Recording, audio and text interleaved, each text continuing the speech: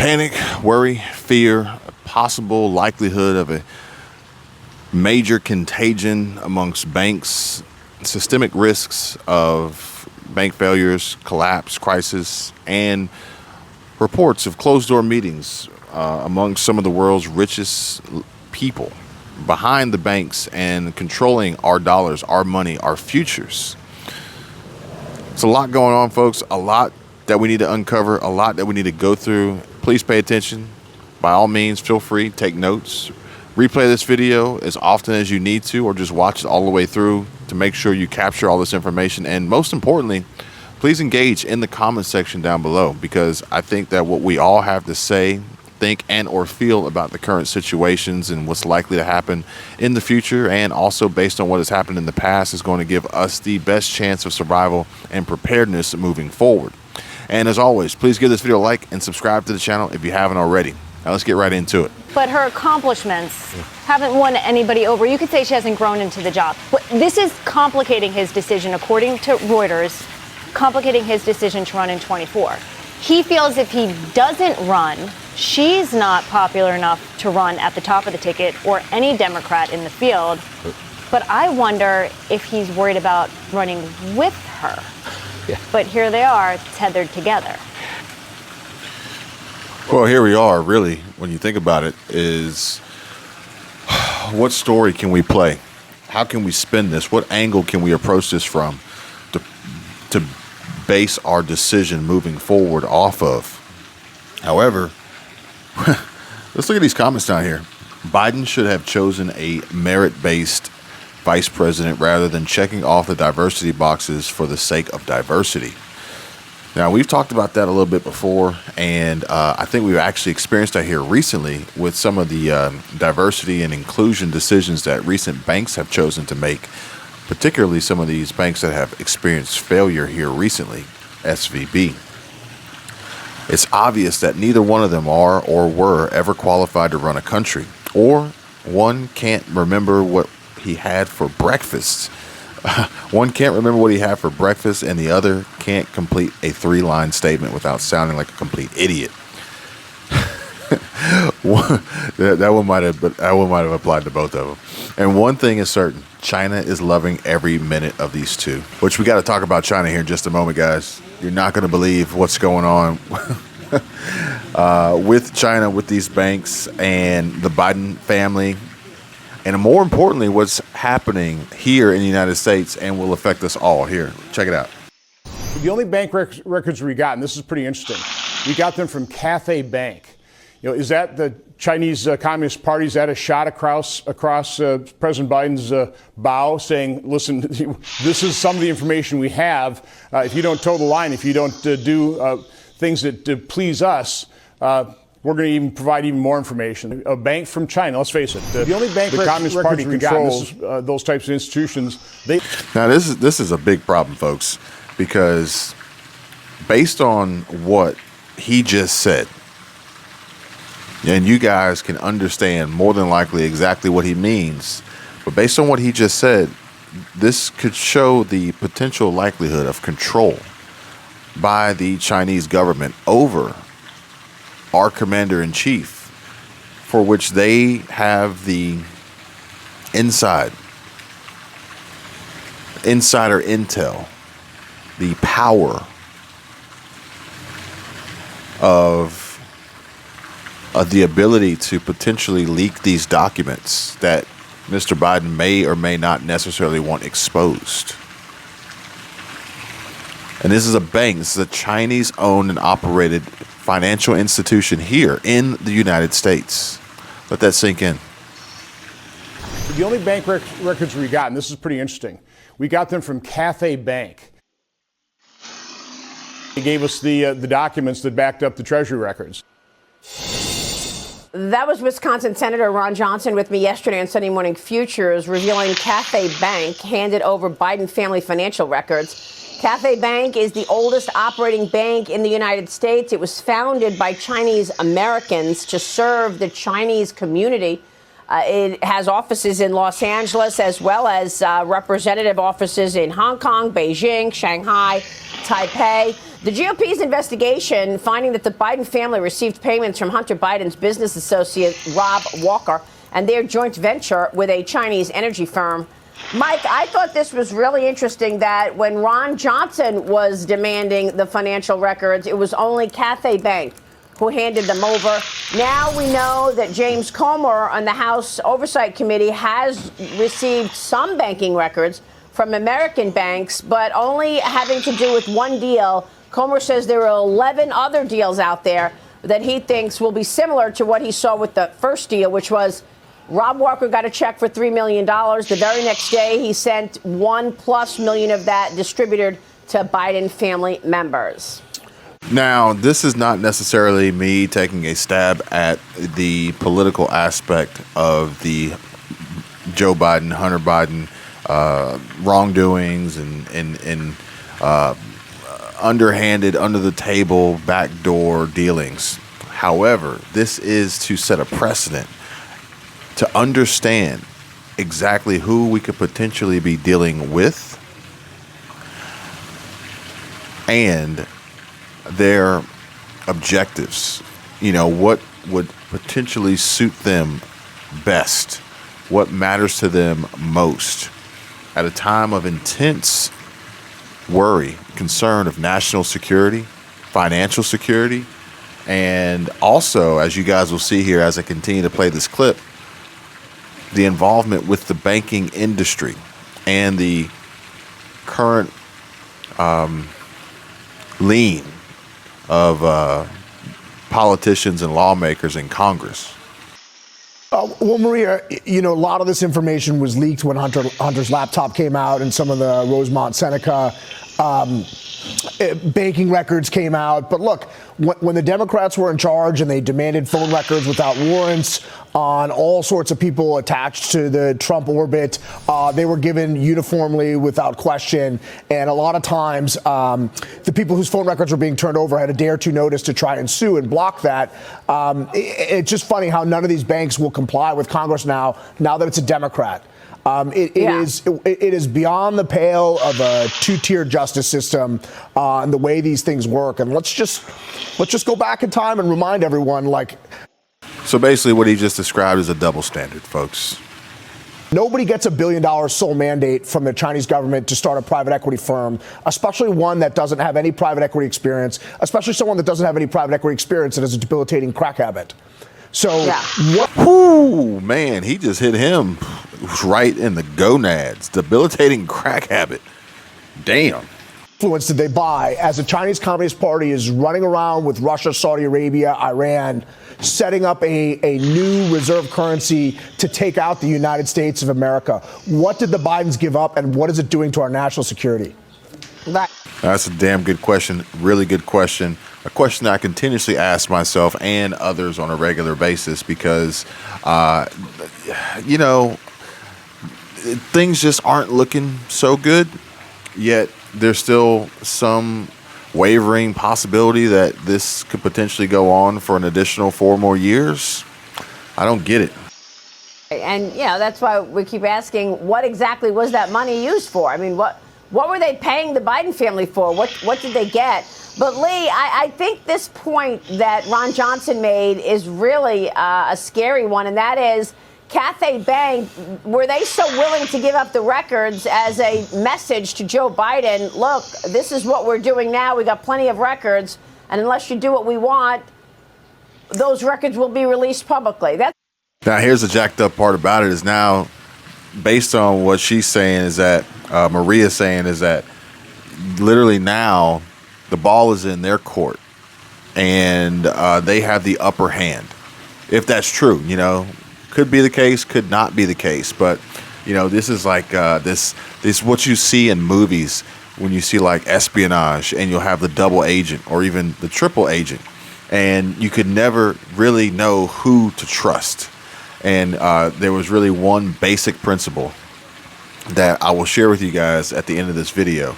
I don't even know if it's necessarily just trust in China. I mean, we're losing trust here in America. We're losing trust here with the banks. And we're losing trust here with these leaders, pseudo leaders. testing. And that is saying something, because imagine, even after Tiananmen Square, even after everything that we've been through with China, at this moment, only 15% of Americans trust China. And when you see this kind of a connection between a sitting president, his son, and the Chinese government, when people just don't trust this and know that it's one of the biggest threats facing us right now, that's a really big issue that needs to be addressed. The American people are rightly concerned. They deserve to have answers. And I think at a minimum, the president needs to make a statement and address people's concerns, because they're valid. Yeah, the silence will definitely ring loudest. But, right now it's not a time to have a lack of trust in anything, really. Because all that's going to do is further compound and add to the uncertainty and the fears and the panic and the worries. Folks, let's see what the comments have to say. GOP needs to remove Mitch McConnell. He's got his own. Last year, you guys remember, I would mention him on videos and state that, he made a statement. He made a statement that Americans were lazy and they just needed to go back to work, needed to get off the couch and stop living off their unemployment checks and all their stimulus checks. But he, too, has his own agenda, folks. And I would say that, there's a growing trend of opposition against the overwhelming and unanimous survival of the American people moving forward. It is time all this corruption gets sorted out before someone can be leader of a country. The fact that a president is being investigated for corruption is staggering. All bank tax profits, emails, and business deals should be handed over to an official governing investing financial body before someone can submit to be candidate to be leader to avoid all of this mess. Yeah, sounds cool, but at the end of the day, their job, what they'll do is this is strategic. This is part of the campaign, okay?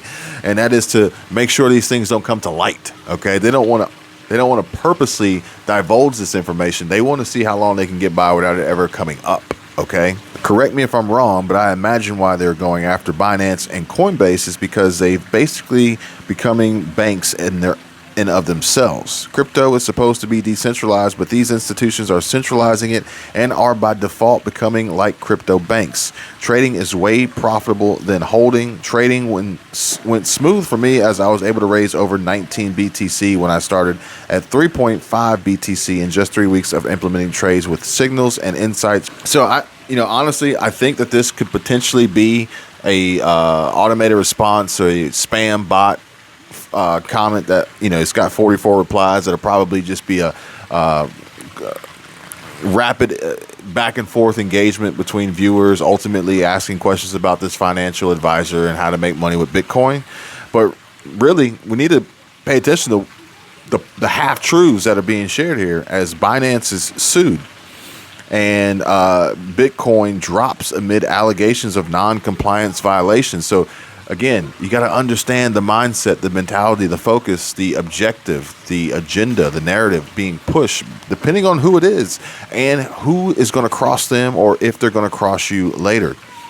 Because this could be all a big ploy to get somebody, this could be part of a pump and dump, basically.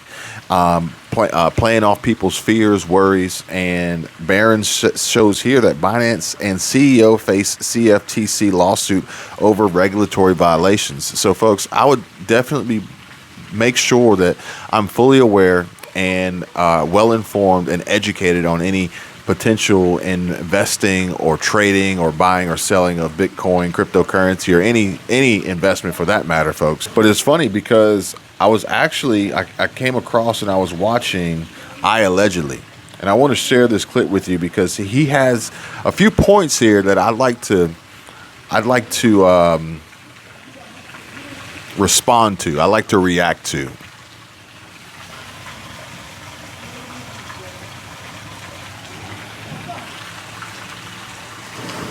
After all these ads. Shout out to Allegedly for getting these ads. Get that ad revenue. Hey, it's Dan. Welcome back. You're watching Allegedly. And got a good one for you today because I'm in Corona del Mar, California. Now, he's already caught me off guard because I'm a sucker for a car show. So as we walk through this or run through this in my reaction, I may be pointing out a few choice vehicles like that, that just beautiful IS 300 Altezza that's sitting there that looks mint. You don't see those every day. At Corona Del Mar High School, they're having a car show today, and I got out here early for you, so I wish I could get out to California and go to that big car show every year in Monterey. But I allegedly hear Banks call an emergency meeting as he stands in front of this, looks like this military-grade vehicle with an Optima battery canvas on the back. But if you pay close attention, he's actually standing in front of what looks to be a 991.2 GT. I'm going to say GT3 RS. Could be a GT2 RS. I can't really get a good look at the front bumper. But there's something great to talk about today, and that is they had an emergency banking meeting that we're going to cover that affects. Yeah, emergency banking meeting. Guess what? We weren't invited, folks, so please pay attention. Every one of us. And before I get into it, please like the video. Please subscribe to the channel. Hit the bell notification. Don't forget to join the email list, guys. Over 1,000 people have joined the email list. It's the first link below. Plus, today we have a sponsor, Patriot Gold. This place is great. There's a bunch of cool cars. I filmed everything, so I'll show you. Yeah, I see some cool cars back there. I see an air-cooled 911.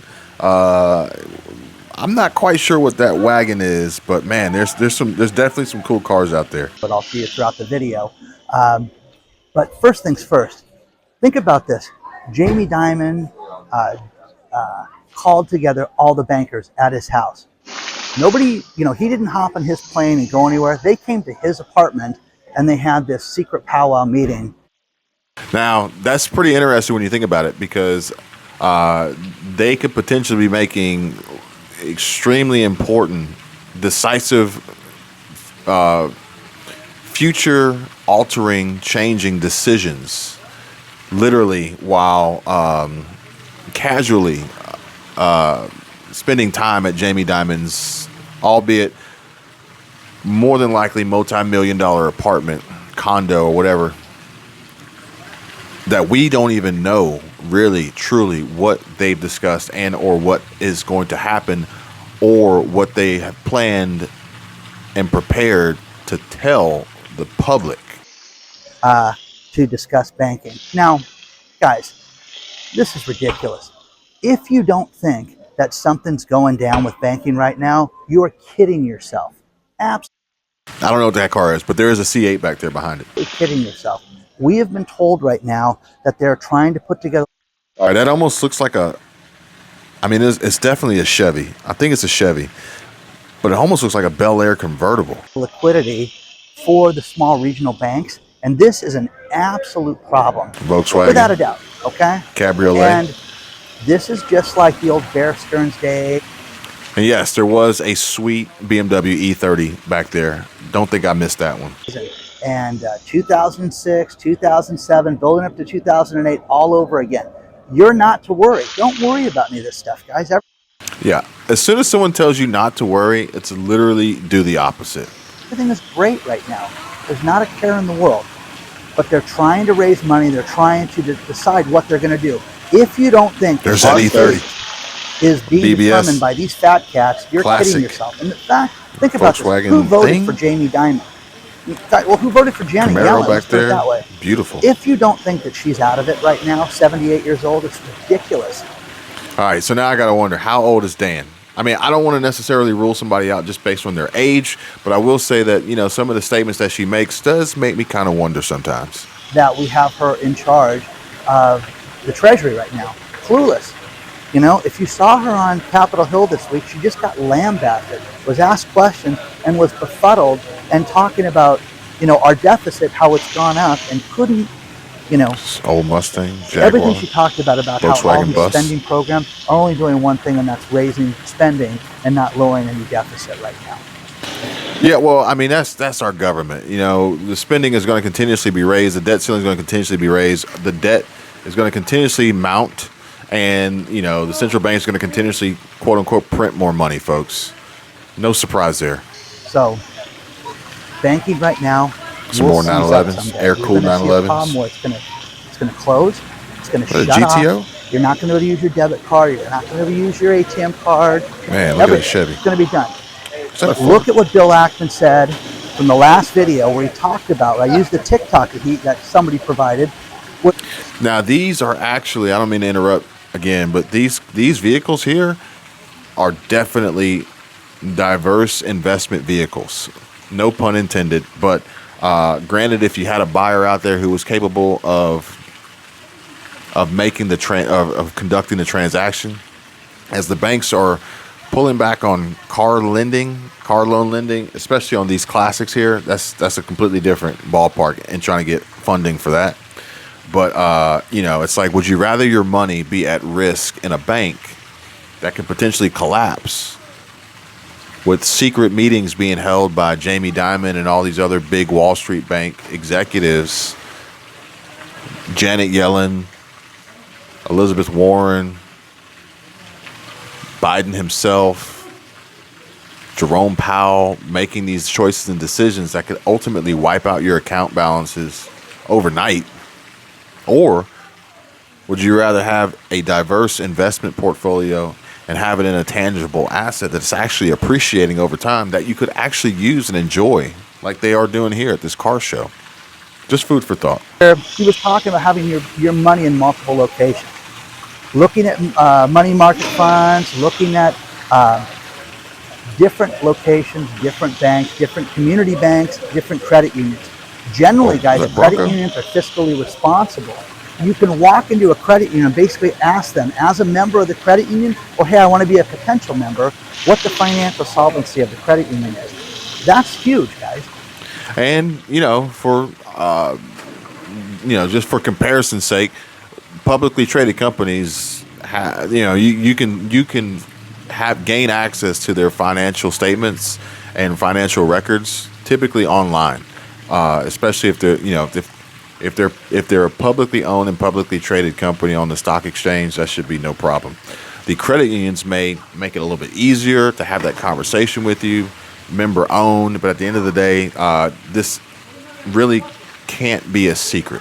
And they will give you that, to say the least. So now the key will be being able to understand and determine from the information provided the positions that they are in and or likely to be in the future. For instance, could you evaluate Silicon Valley Bank's financial statements prior to their collapse on a Friday, by the way, or on a Thursday, announced on a Friday?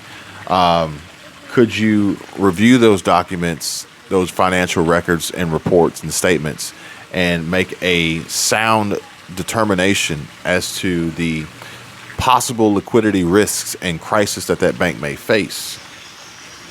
I have to move because of all the music. There's a lot more to cover in this video. There was so much music at the car show that I had to move. So I'm over at a place called The Bluffs right now. Now, I didn't hear that much music, but maybe he did, and he thought it was going to interfere with the audio quality for the viewer, but as well, for folks out there who are looking to get started creating content on YouTube and earning revenue from monetized content, you will receive a copyright strike and be ultimately demonetized on a video if there is copywritten music in the background. So just a heads up. Over here, and I want you to think about this. Have you heard the term FSOC? They're having an FSOC meeting. Okay, that's the Financial Stability Oversight Council, which is ridiculous. That is Financial Security Oversight Council. Think about that. A group led by Janet Yellen, Jerome Powell, other people from the Fed, other bankers. It basically has no weight as far as a governmental agency, but it's just the committee of cool kids that get together to talk about how bad banking is right now. Committee of cool kids that get together to talk about how bad banking is right now. Why weren't they having these conversations prior to avoid banking getting so bad? The joke about this is twofold, and that is they're trying to stabilize the banking industry right now and trying to get people's fears taken away from that. And all of us have nothing but fears right now. There's so many people that are worried about banking right now.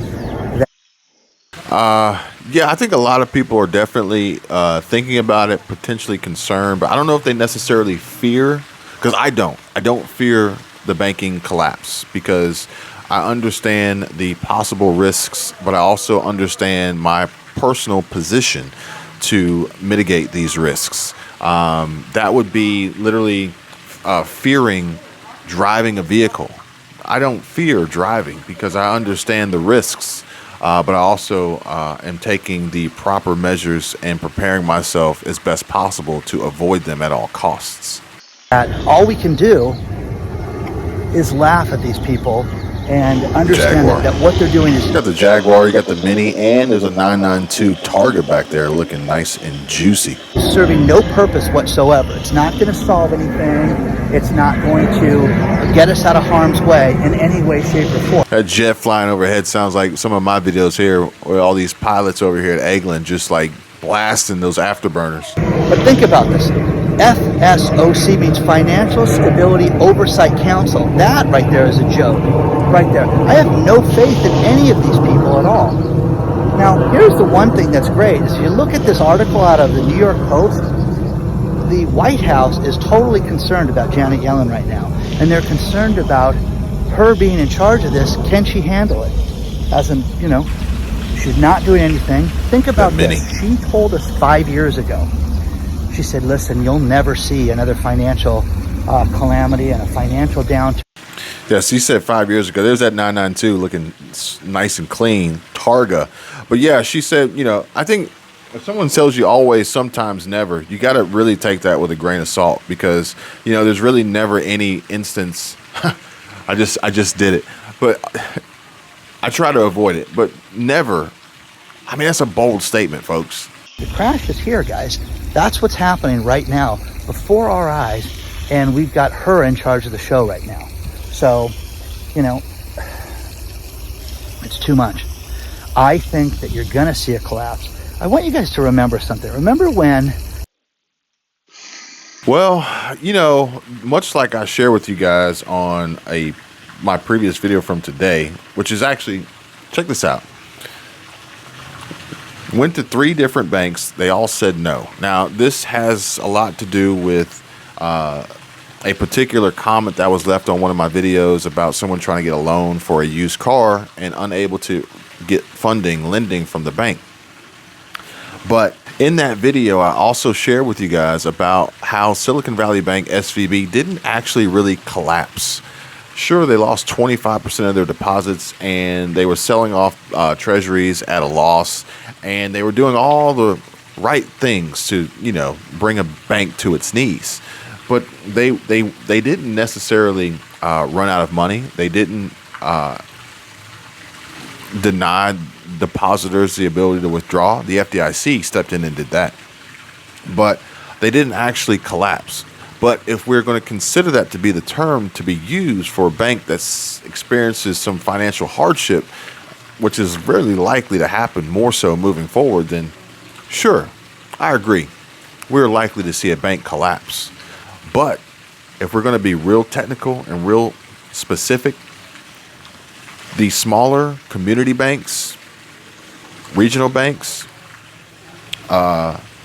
maybe even credit unions as well, could likely see it more so than the big Wall Street, too big to fail banks, if that makes sense. So I want you guys to go check out that video when you're done watching this one. So banks across the country fear uncertainty in the wake. But now we need to hear from Kevin O'Leary because he's got something very important here to say. And he's on Fox and Friends. They're going to have a little bit of a back and forth here, but I want you guys to pay close attention to what they have to say here. SVB collapse, but community banks are painting a different picture, at least in North Dakota. The Bank of North Dakota is the only government-owned general service bank in the United States, and our next guest says its success should be noted.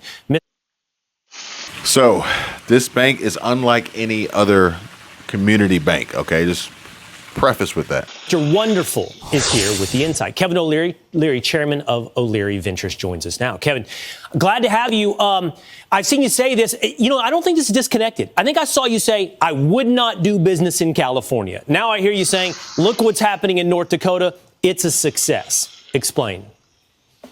Yes, there are states that are go-to states and no-go states. Bad policy, high taxes in New York, Massachusetts, New Jersey, and of course, California. They're not really in business. The regulatory environment is so unstable there. That's when you start to look at new places to invest capital. And that's when I stumbled into North Dakota. And I don't know why people give me such a hard time when I talk about California, but the simple fact of the matter is it's true, folks. Very pro-business, a remarkable economy, fastest growing GDP per capita, third largest oil and energy producer in America, and a state with its own sovereign bank set up in 1919. Who knew? An incredible situation there. And so why you care about that is regional banks were set up decades ago, 40, 50, 60 years ago, to take care of the local economy. In the case of North Dakota, farmers there were unhappy with the interest rates being charged in Minnesota. So what they did is they set up their own bank. They got their own charter. It's the only one. And wow, does that work? So, okay, Kevin, I love what you have said so far. But I'm having trouble reconciling what you just said with something I've heard you say in several locations recently, including here on the Fox News Network and talking to Tucker. So let's listen to what you told Tucker and then come back and you and I discuss it. Many of these regional banks were founded 40, 50 years ago. It was a different economy, a different world. There was no digital age at all. And people needed the touch point of a bank in their community. Now, this touches on also what we have been discussing here on previous videos about the banks moving away from these brick and mortar locations and pushing everything and everyone 100% online. In addition to just doing away with cash altogether because it's all going to be digital transactions. Obviously, that's completely changed because 99% of banking today is done online.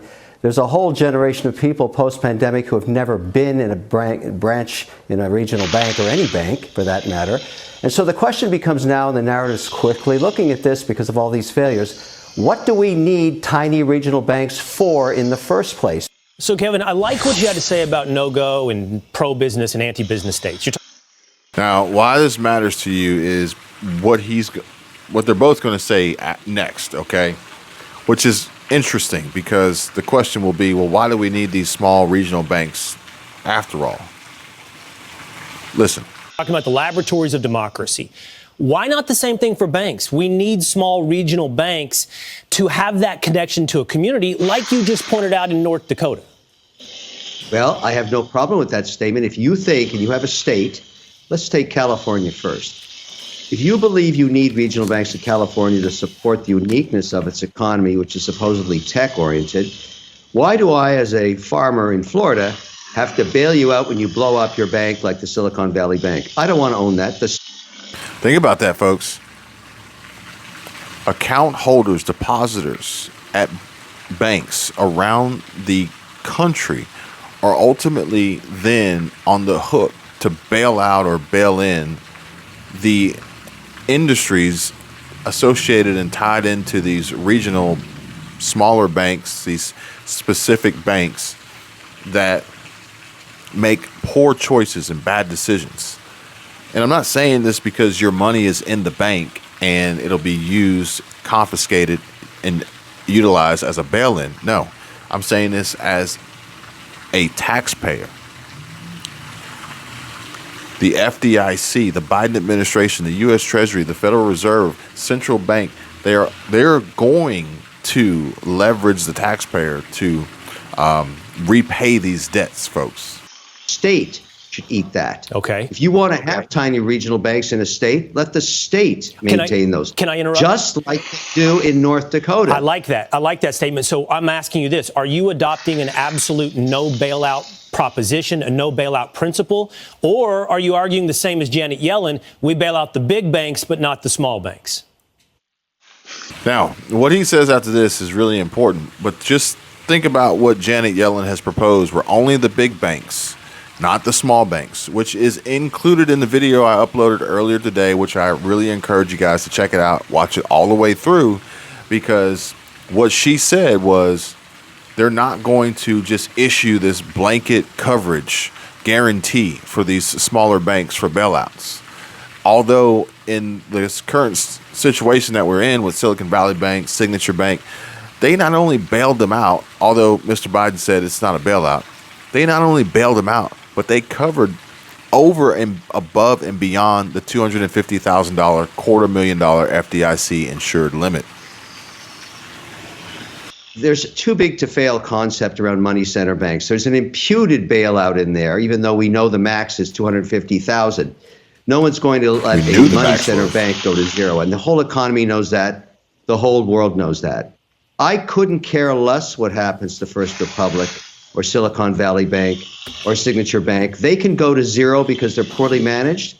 If you run a bank with idiots, it's going to go to zero, and that's exactly what happened. Yeah. Doesn't change the American economy in any way. How? That's not necessarily true, because we saw the chain reaction and implications of the actions of Silicon Valley Bank and their pending collapse, and how it was going to affect other industries and other businesses and payroll processors, and the list, long list, folks. So I don't think that's necessarily 100% true. However, it's fair because we are a democracy. If you wish to support tiny regional banks in your state, you eat them. You own it. And they figured that out. They're responsible in North Dakota. The Bank of North Dakota does not compete with the regional banks. It supports them. I want to do. Now, who do you think has a large vested interest in the Bank of North Dakota? If you want to do that, go ahead. I don't want to take. I want to have this deeper conversation with you. I agree. Let idiots pay for their decisions, but that should apply to the big guys as well as the small guys. And if we don't apply that principle universally, we're effectively killing the little guys and shoving all the customers to the big guys. I'm on Fox and Friends this morning, and so are you, and so our time is tight. But I would love to have that conversation with you deeper and longer in the future, Kevin O'Leary. Now, that's a huge concern of these little guys. And then seeing these smaller local community regional banks being pushed and purchased, mergers and acquisitions being executed, and then only being left with the big banks, the giant Wall Street, too big to fail banks, may not necessarily be the best thing, but let's see what these folks have to say here. No bank or corporation should be bailed out. The only reason any bank or corp fails is from management, short-sightedness, mismanagement, theft, etc. Unless a natural disaster is a direct cause, the owners, management should bear full responsibility alone. Now, that is a bold statement, folks. I want to know what you guys think, so comment down below. No bank or corporation should be bailed out. Now, what if it was your corporation? What if it was your business? What if it was the company you worked for and a pandemic came through and wiped you out, and there was no CARES Act to support and soften the blow?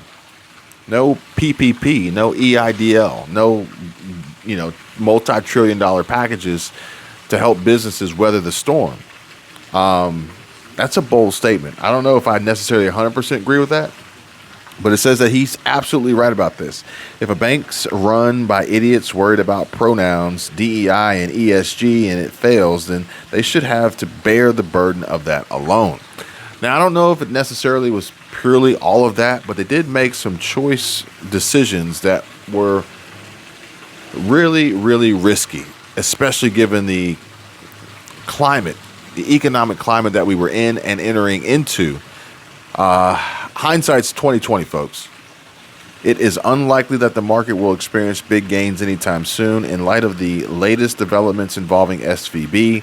Therefore, it is prudent to set reasonable expectations and get ready for a potentially protracted recovery period. It is advised to postpone making big investment decisions until the economic climate in areas of concern has stabilized, and it is best to take precautions and stay out of the current disturbance. I've said it before, I'll say it again. Money can be made, growth can be achieved, returns on investments can be seen in a down market. So I don't want to necessarily just completely rule it out, but I would definitely make sure that I'm being smart and patient and deliberate in the moves that I choose to make. And like they said, it is best to take precautions and stay out of the current disturbance. I don't know if I'd stay out of it, but I definitely wouldn't dive right in. but I would definitely be precautious in this situation, but I'm not going to let an opportunity just pass me by. Every liberal state is failing faster than you can imagine. Business and people are leaving in droves. This is why liberal California is trying to tax you for leaving. Again, I don't know how many times I can say it. California was nice to drive through in certain parts along the coast, which now may not necessarily be an option because of the rock slide that occurred in Big Sur a few weeks ago. But, besides that, I don't know why anybody would want to be in California. I don't get it. But that basic principle that I was telling you guys about earlier in the video about how these movies would have espionage and, the ultimately the big climax where they do the big reveal of the double agent and the triple agent, and you never knew who to trust. There was only one that you could, and that was yourself. You could only trust yourself. You could only have a backup plan, a plan B, a plan C, multiple ways out, multiple ways of diversity, security, and cash flow to protect yourself, because you just never knew. You never knew what was going to happen next, or who was going to double cross you next, or who was going to sell you out next, or who was going to turn their back on you next. Remember, folks, diversity, security, and cash flow. Count on numero uno, number one.